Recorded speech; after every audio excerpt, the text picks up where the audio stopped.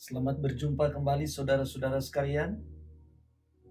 Saya ingin menyampaikan selamat sejahtera bagi kita semua. Dalam kesempatan yang indah ini, kita akan mempelajari suplemen Sabbath School Lesson yang boleh menolong kita semua pada kuartal kedua tahun 2020 untuk mempelajari pelajaran sekolah Sabat yang berjudul How to Interpret Scripture.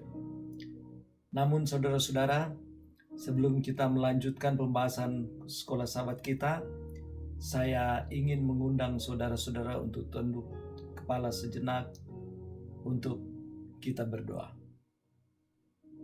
Bapa kami dalam surga, terima kasih ya Tuhan, karena segala berkat yang Tuhan sudah berikan kepada kami. Kasih karunia Tuhan berlimpah-limpah dalam kehidupan kami. Pada saat ini ya Tuhan, kami minta Roh-Mu yang kudus menuntun pikiran dan hati kami dalam mempelajari pelajaran sekolah Sabat. Terima kasih ya Tuhan, dalam nama Yesus kami sudah berdoa. Amin. Baik saudara-saudara, kita lanjutkan pelajaran kita. Pelajaran sekolah Sabat kita, pelajaran Sabat ke-7 yang berjudul Bahasa, Teks, dan Konteks. Pelajaran kita bersumber dari buku Ulangan 32 ayat 46, 47, 1 Raja-Raja 3 ayat 6, Bilangan 6 ayat 24 sampai 26, Kejadian 1 ayat 26, 27, Kejadian 2 ayat 15 sampai 23, dan Kejadian 15 1 sampai 5. Memori teks kita terdapat di dalam buku Ulangan 31 ayat 26. Di sana dikatakan, ambillah kitab Taurat ini dan letakkanlah di samping tabut perjanjian, atau di dalam bahasa Inggris, the Ark of the Covenant. Tuhan Allahmu supaya menjadi saksi di situ terhadap engkau. Ayat yang kita baru baca tadi sangat menarik. Di sana kita dapati, dengan kata lain, letakkan di tempat yang aman. Sangat menarik kata untuk bahtera atau ark, dipinjam dari bahasa Mesir dan berarti kotak, peti, atau peti mati. Musa rupanya menggunakan kata untuk bahtera Nuh atau Noah's Ark yang telah menyelamatkannya dan keluarganya dari air bah. Musa ditempatkan dalam bahtera sebagai bayi dan diselamatkan dari kematian oleh keputusan malang Firaun untuk membunuh semua bayi laki-laki Ibrani, dan akhirnya sebagai tempat hukum Allah disimpan di dalam ark di tabernakel di padang belantara. Hukum yang dirancang untuk menyelamatkan kita semua atau menyelamatkan mereka pada saat itu. Oleh karena itu, kata untuk bahtera atau ark menyiratkan fitur keselamatan, memberinya makna lebih dari sekedar kotak atau peti belaka. itu adalah sesuatu yang dirancang untuk penyimpanan yang aman.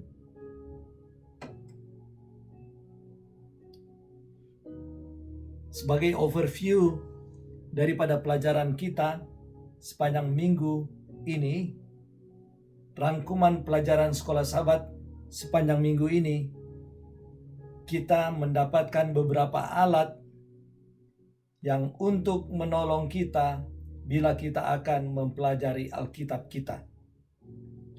Dengan mendapatkan arti yang tepat dan benar kepada apa yang kita baca.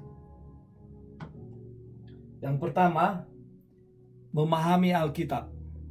Mengapa memahami diperlukan?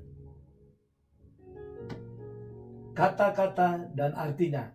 Bagaimana arti dari kata berbeda? Pengulangan pola-pola kata dan arti. Apa yang dikatakan pengulangan kepada kita? Teks dan konteks. Apa yang dicari ketika mempertimbangkan konteksnya?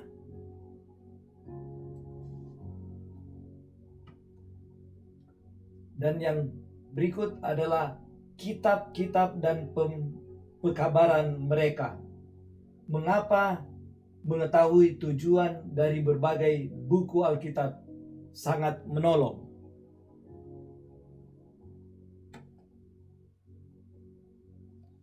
Baik, kita memasuki pendahuluan. Saudara-saudara sekalian, dalam berkomunikasi, memilih kata adalah sangat penting sekali. Ini terutama berlaku untuk kata-kata tertulis, karena kualitasnya yang tahan lama. Memilih arti kata yang benar dari apa yang ditulis atau dibacakan atau dibicarakan, seseorang dapat membuat perbedaan dalam bagaimana pesan atau berita atau kabar akan diterima dan dipahami. Dalam kasus Alkitab, ada kemungkinan yang lebih besar untuk disalahpahami. Kemungkinan kesalahan dalam menerjemahkan kata yang tepat untuk bagian ini atau tidak memahami konteksnya tentu saja meningkat oleh dua hal. Yang pertama, bahasa asli Alkitab adalah bahasa kuno. Tidak lagi digunakan, membuat terjemahan menjadi sulit bagi siapapun. Dan yang kedua adalah ada banyak bahasa yang digunakan di dunia saat ini. Mungkin ada sekitar 6.000 bahasa. Jadi saudara-saudara, seringkali orang harus puas hanya memiliki sebagian dari Alkitab dan tidak memilikinya dalam bahasa pertama mereka atau bahasa ibu mereka yang mereka inginkan secara alami. Meskipun ada tantangan, diperkirakan bahwa 95% populasi dunia memiliki akses ke sebagian dari firman Allah. Berkat yang kita miliki bahwa kita dapat membaca Alkitab dalam banyak terjemahan yang berbeda dari berbagai perspektif. Misalnya dalam bahasa Inggris ada sekitar 1.200 versi. Apa yang kita akan lakukan untuk membantu yang 5% orang yang masih belum memiliki Alkitab dalam bahasa mereka? Baik saudara-saudara, kita lanjutkan dalam pelajaran bagian yang pertama, yaitu memahami Alkitab.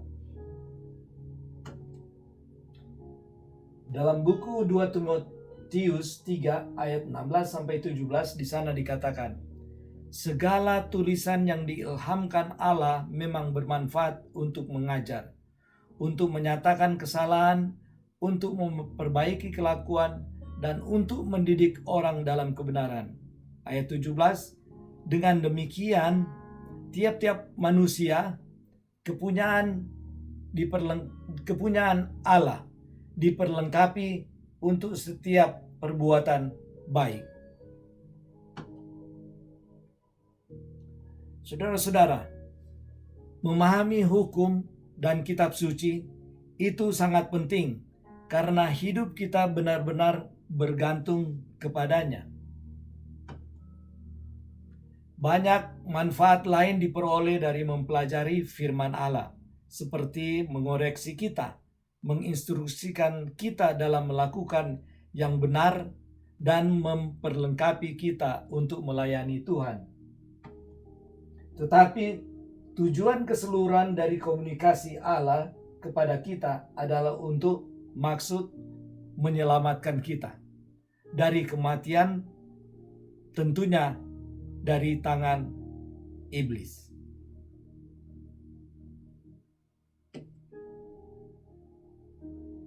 Kabar keselamatan yang ingin disampaikan oleh Tuhan kepada umat manusia sangat penting, sehingga Ia menggunakan juru bicara manusia yang menggunakan bahasa mereka sendiri untuk melakukan pekerjaan. Benar, metode ini benar-benar menguntungkan kita. Kita boleh bersyukur bahwa Tuhan sangat peduli kepada kita sehingga Dia berbicara kepada kita karena kasih. Sebagai orang dewasa berbicara atau bicara baby talk kepada bayi atau anak kecil. Dia merendahkan dirinya pada tingkat pembicaraan kita dan mendorong kita untuk mendengarkan pesan-pesannya dengan cara apapun yang dapat kita dengar dan pahami saat itu. Dalam bagian kedua, kata-kata dan artinya. Mazmur 143 ayat 8. Di sana dikatakan, "Perdengarkanlah kasih setiamu kepadaku pada waktu pagi, sebab kepadamulah aku percaya. Beritahukanlah aku jalan yang harus kutempuh, sebab kepadamulah kuangkat jiwaku." Saudara-saudara sekalian, seperti yang kita ketahui, kata-kata dapat memiliki banyak arti berbeda. Hampir selalu ada beberapa pilihan kata yang sesuai dengan kabar yang kita coba komunikasikan. Inilah sebabnya mengapa mempelajari kata dalam sebuah teks sering dapat menuntun kita ke kawasan spiritual yang baru. Pada saat yang sama, itu dapat menyebabkan kita salah memahami maksud asli penulis, memutar makna dengan cara yang sangat berbahaya. Karena itu, saudara-saudara, penyelidikan yang jelas diperlukan ketika memeriksa makna kata-kata di dalam Alkitab. Berikut adalah beberapa kata yang sangat mendalam yang sering digunakan Alkitab yang mungkin penting. Kata Ibrani, di sana kita dapati chesed, yaitu belas kasihan. Sangat kaya artinya. Ini digunakan menggambarkan cinta, kasih sayang, belas kasihan, dan sikap perjanjian Allah terhadap umatnya. Ada begitu banyak arti berbeda dari kata itu sehingga seluruh buku telah ditulis tentang hal itu. Kata lain dengan banyak arti penting adalah kata Ibrani shalom. Lihat bagaimana ini digunakan dalam berkat keimamatan. Dalam Bilangan 6 ayat 24-26 di sana dikatakan, "Semoga Tuhan memberkati engkau dan menjaga engkau. 25, semoga Tuhan ramah dan baik hati kepadamu. 26, semoga Tuhan memandangmu dengan kebaikan dan memberikanmu kedamaian. Ini terjemahan dari Good News Bible. Kata damai dalam bahasa Ibrani, shalom, dapat diterjemahkan keutuhan, kelengkapan, dan kesejahteraan. Demikian, salam, Shabbat Shalom, mengundang kita untuk memiliki kedamaian dan keutuhan tertinggi yang tersedia bagi kita pada hari istirahat Tuhan, yaitu hari Sabat. Kata untuk sisa atau remnant menawarkan satu temuan yang menarik, baik dalam Perjanjian Lama maupun di dalam Perjanjian Baru.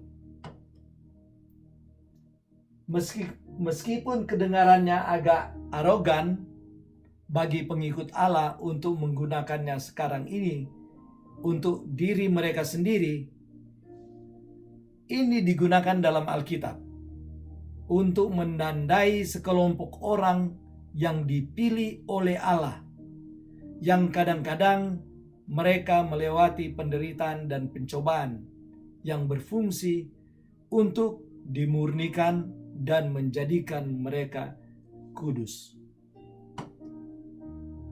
Seventh-day Adventist mengklaim sebagai umat yang sisa. Ini didapat oleh membaca buku Wahyu 12 ayat 17. Akan ada sekelompok kecil orang yang hidup di bumi ini pada zaman paling akhir yang akan berdiri teguh untuk ajaran yang telah mereka peroleh dari firman Tuhan. Gagasan tentang umat sisa atau remnant mungkin tampak eksklusif dan bahkan kebanggaan di zaman kita. Tetapi Tuhan selalu memilih kelompok orang khusus untuk mewakilinya kepada dunia. Baik, kita lanjutkan kepada bagian ketiga, pengulangan pola-pola kata dan arti. Kejadian 1:26 ayat 26 dan 27, di sana dikatakan, berfirmanlah Allah, baiklah kita menjadikan manusia menurut gambar dan rupa kita, supaya mereka berkuasa atas ikan-ikan di laut dan burung-burung di udara, dan atas ternak, dan atas seluruh bumi, dan atas segala binatang melata yang merayap di bumi. 27, maka Allah menciptakan manusia itu menurut gambarnya, menurut gambar Allah diciptakannya dia, laki-laki dan perempuan diciptakannya mereka.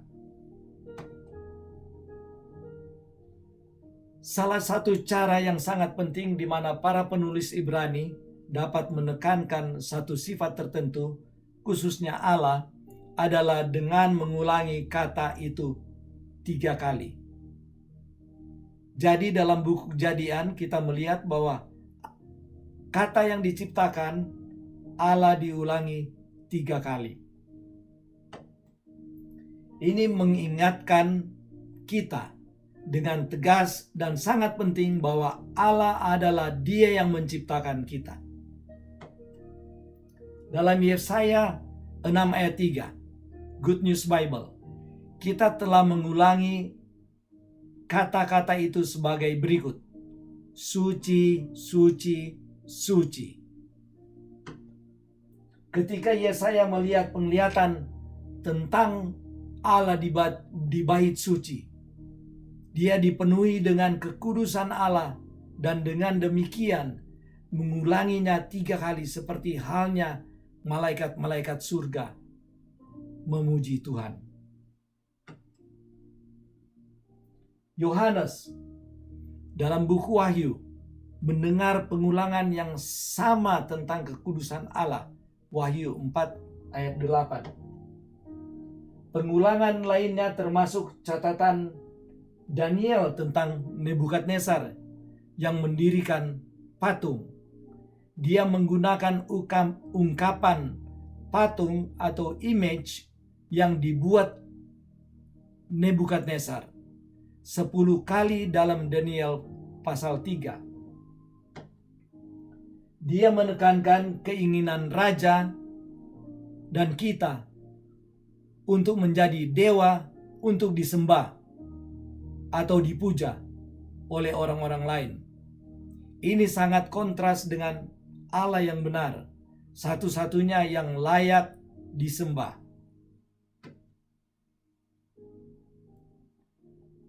Baik saudara, kita lanjutkan kepada bagian yang keempat, teks dan konteks.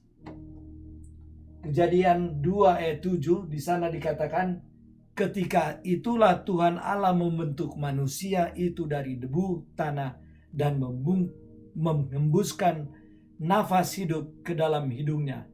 Demikianlah manusia itu menjadi makhluk yang hidup.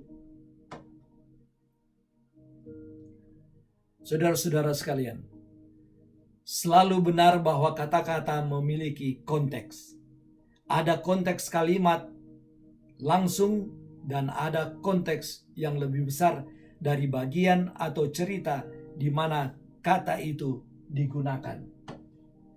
Dan akhirnya konteks terbesar adalah buku di mana ia ditulis dan bahkan seluruh kontroversi besar seperti yang digambarkan dalam semua kitab suci. Sangat menarik saudara-saudara untuk dicatat bahwa kata Adam dapat berarti manusia atau dapat menjadi nama untuk seorang individu. Kita boleh lihat dalam buku Kejadian 1 ayat 27, 2 ayat 7, 2 ayat 15 sampai 23. Kata Adam dalam Kejadian 1 ayat 27 mencakup semua manusia, laki-laki dan perempuan. Tetapi dalam Kejadian 2 ayat 7, bapa dari ras kita disebut Adam. Ketika dia dibentuk dari gumpalan tanah liat, yang dalam bahasa Ibrani adalah Adama. Perhatikan permainan kata-kata di sini, saudara. Dengan demikian, Adam dapat berarti kemanusiaan, tapi itu juga bisa menjadi nama bapa ras kita. Dalam Perjanjian Baru, sebagaimana dicatat dalam Roma 5 ayat 12 dan 18, kita melihat bapa dari ras kita membawa dosa ke dunia, berbeda dengan Adam yang kedua, yang membawa keselamatan ke dunia. Jadi saudara-saudara sekalian, membaca kata dalam konteks seringkali merupakan satu-satunya cara kita untuk memahami penggunaan dan artinya yang benar. Kita lanjutkan kepada bagian yang kelima, kitab-kitab dan pekabaran mereka.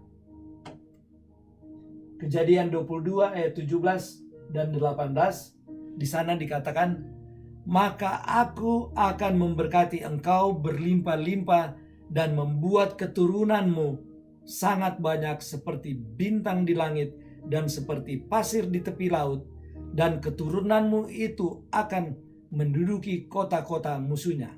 18, oleh keturunanmu lah semua bangsa di bumi akan mendapat berkat karena engkau mendengarkan firman-Ku. Saudara-saudara, selain memahami konteks kata atau ayat, bahkan lebih bermanfaat untuk melihat konteks seluruh buku yang kita pelajari. Bagaimana bab tertentu cocok dengan skema dari seluruh buku yang dimilikinya. Mengenal jenis buku dalam Alkitab sangat membantu dalam menafsirkan cerita atau bagian yang dipertanyakan. Misalnya, ada buku sejarah seperti 1 dan 2 Raja-Raja. Kompilasi seperti Mazmur dan Amsal. Pekabaran nubuatan seperti yang ditemukan dalam Daniel dan Wahyu, atau surat-surat seperti yang oleh Paul dan orang-orang lainnya. Mengetahui sesuatu tentang penulis buku serta lokasi dan tanggal penulisan juga berharga dalam memperoleh makna dari sebuah teks. 5 buku pertama: Kejadian, Keluaran, Imamat, Bilangan, dan Ulangan, dikenal sebagai Pentateuch atau 5 buku yang diyakini ditulis oleh Musa. Yang lain diidentifikasikan dengan berbagai cara. Tetapi ada beberapa buku dengan penulis yang tidak dikenal seperti Esther, Ruth, dan bahkan 1 dan 2 Samuel dan Tawari, dan buku-buku sejarah lainnya. Sangat menarik saudara-saudara untuk dicatat di bawah. Buku Kejadian diyakini telah ditulis sebelum keluaran besar dari Mesir, dan kemungkinan ditulis pada waktu Musa berada di padang belantara. Sangat menarik untuk memperhatikan apa yang dikatakan oleh Ellen White tentang penulisan Kejadian dan Ayub. Ini kita dapati dalam buku Patriarchs and Prophets halaman 251. Di sana dikatakan, seiring berlalunya waktu dan dia, Musa, mengembara dengan kawanannya di tempat terpencil, merenungkan kondisi tertindas umatnya, ia menceritakan kembali urusan dengan Allah dengan bapaknya dan janji-janji yang merupakan warisan dari bangsa pilihan, dan doanya untuk Israel naik siang dan malam. Malaikat surgawi memberi cahaya di sekelilingnya. Di sini, di bawah inspirasi Roh Kudus, ia menulis buku Kejadian.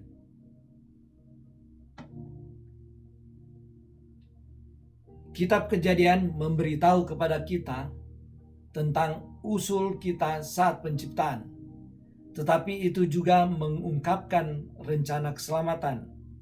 Mulai dari sana dengan kata-kata yang diucapkan kepada Adam dan Hawa setelah mereka berdosa.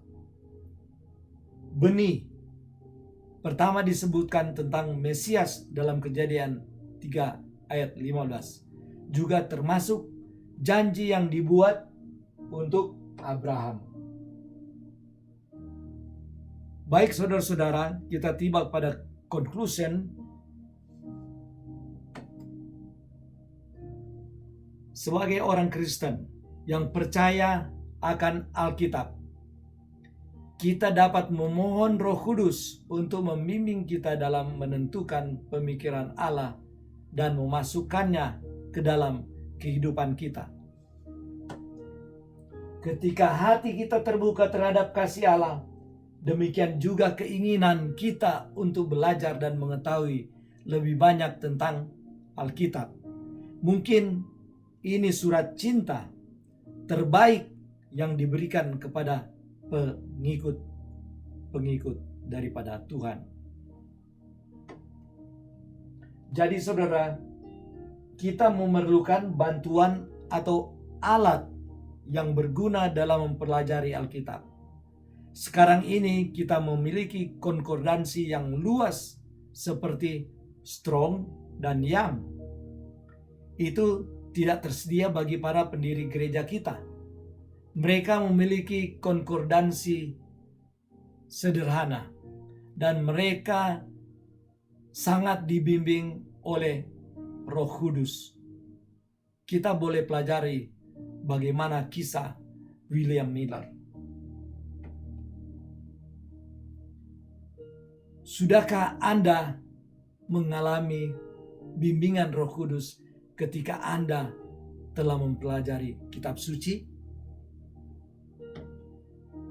Jika kita mengimpor ide-ide kita sendiri ke dalam Alkitab saat kita membacanya, apakah itu menjadikan diri kita roh suci? Hal ini sangat berbahaya, saudara-saudara.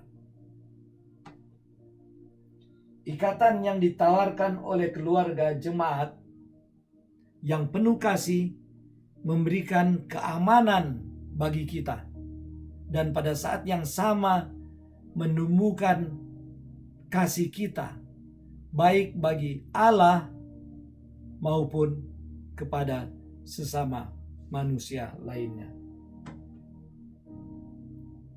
Menemui komunitas orang percaya dengan cara apapun yang tersedia bagi kita juga merupakan salah satu cara yang telah Allah tetapkan untuk menyelamatkan kita dari kekuatan jahat yang harus kita lawan di planet bumi ini, yaitu cobaan daripada setan.